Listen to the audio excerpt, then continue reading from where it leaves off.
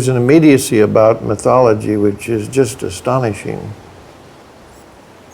People have such a tendency to think that mythology is something that happened way back yonder, but mythology is a current and living and immediate thing. Everybody has his own myth churning away inside himself. It's almost as if one's front vision, that part of oneself that looks forward, is the here and the now that we grace with the term real. But on the back of one's head, as if there's a screen there, and the mythological reality is going on there. We call it daydreams. That's as much as most people ever contact it. That's the mythological reality in one's being. One of the manifestations of one's own personal myth, and my goodness, it's important to know one's myth, is the typology which one carries. Everybody is born with a particular typology.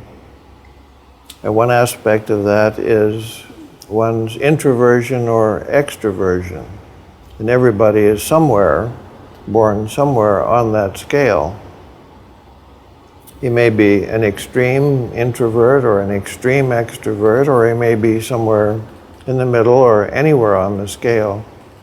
And that may change, at least slightly, in the course of one's life. Anybody who knows about these things would have some range so that they can bring up whatever is appropriate. If you go to a party, you'll bring up the best of your extroverted side and offer that as a social grace to the party. And it's good if one's capable of being quiet and contented and peaceful when he's alone, not climbing the walls because not enough is going on in his life.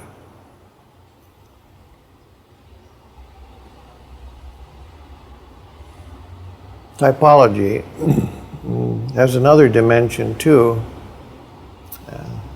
This is one of the very rewarding aspects of Jung's thought about modern human beings.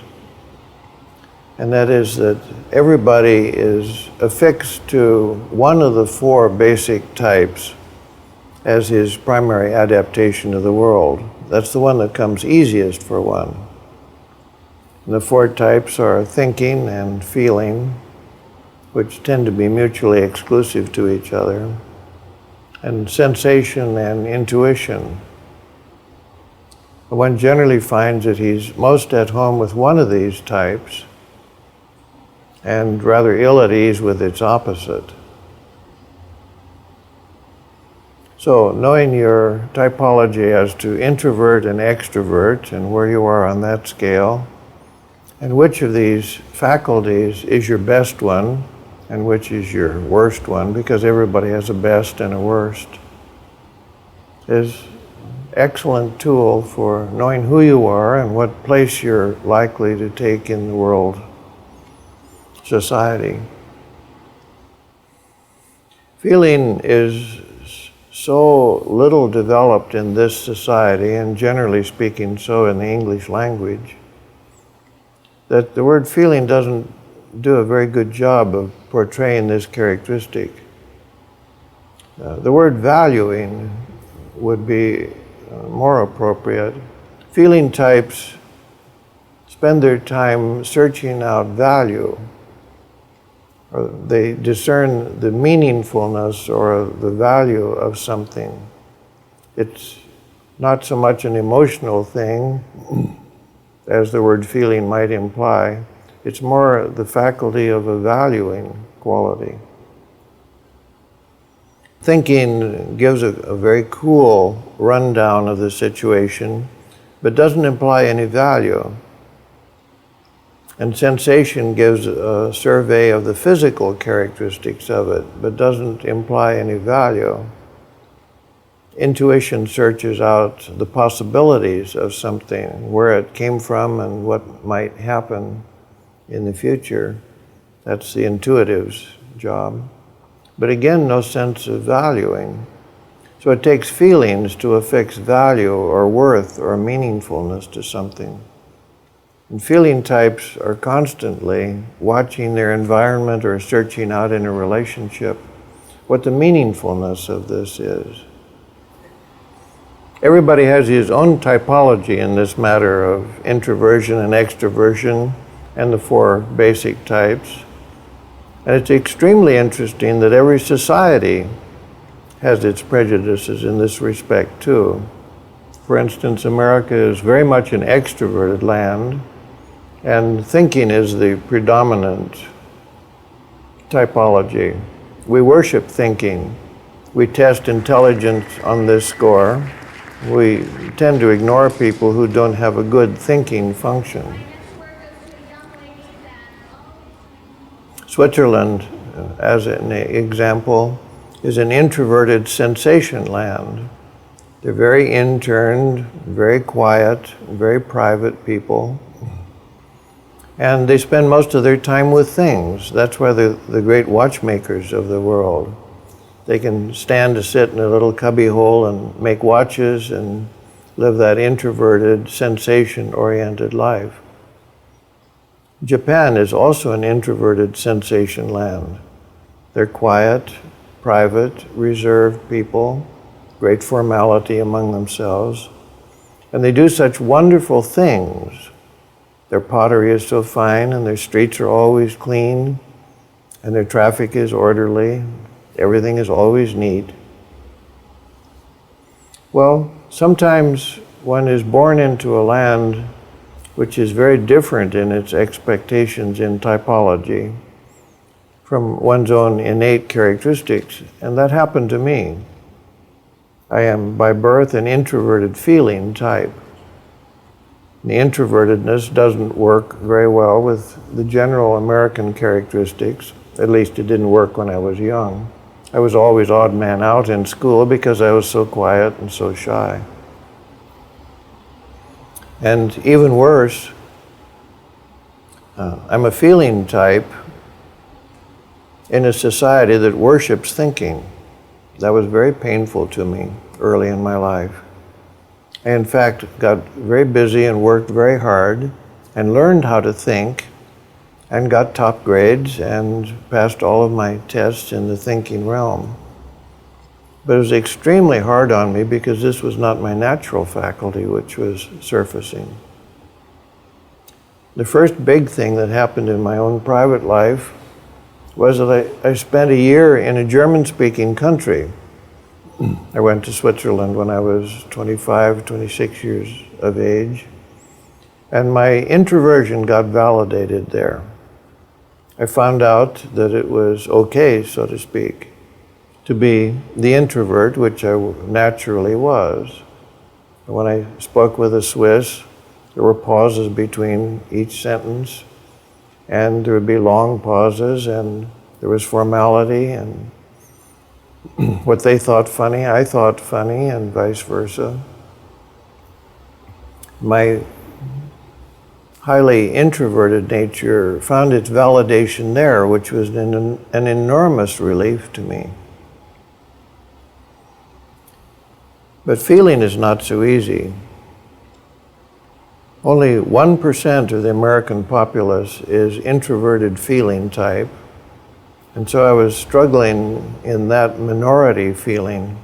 It was worse than, and I felt worse than somebody who's in some of the minorities which complain or suffer so much in America.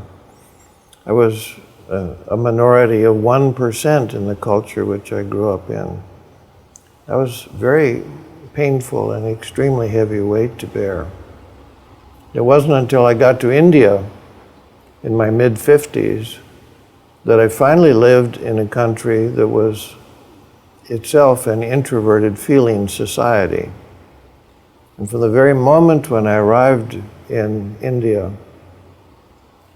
though I was extremely tired and 24 hours of jet airplane and my luggage was lost and I was a little scared because all of this was so new and I didn't know anybody.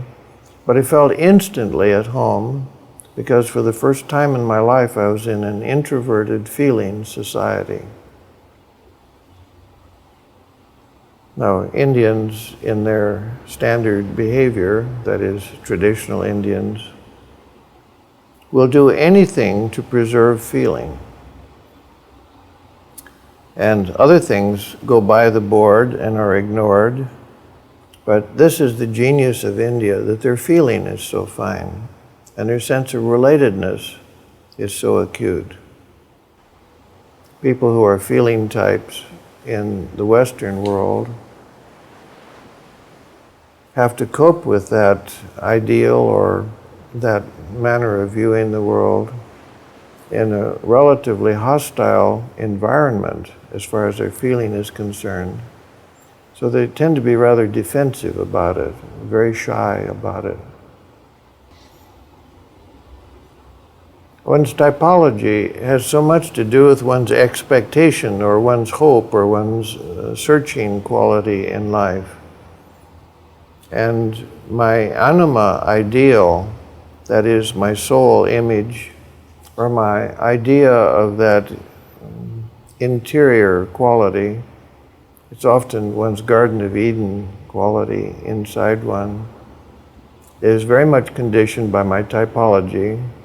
So I like to be around people, or I like to be around situations where the feeling quality is rich and safeguarded, which it rarely is in America, and introverted, which has a great deal to say with the speed or the rapidity or the level of exchange with other people.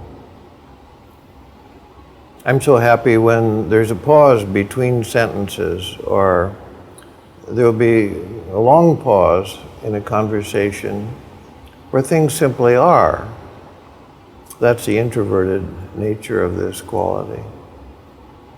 I don't do very well with the machine gun fire, rapid exchange that extroverts often like to get into. Well, both lectures and books are my realm. I have control of those realms. I first learned this in lectures, that I could stand up at the podium and I never get frightened because this is my world and I'm inviting people into my world, and we're going to talk my speed and we're going to talk about whatever I've prepared for the lecture. And I feel just immensely at home. And I delight in making long pauses, and I watch the extroverts in the audience begin to squirm a little bit. What's the matter? He stopped. And then I'll go on.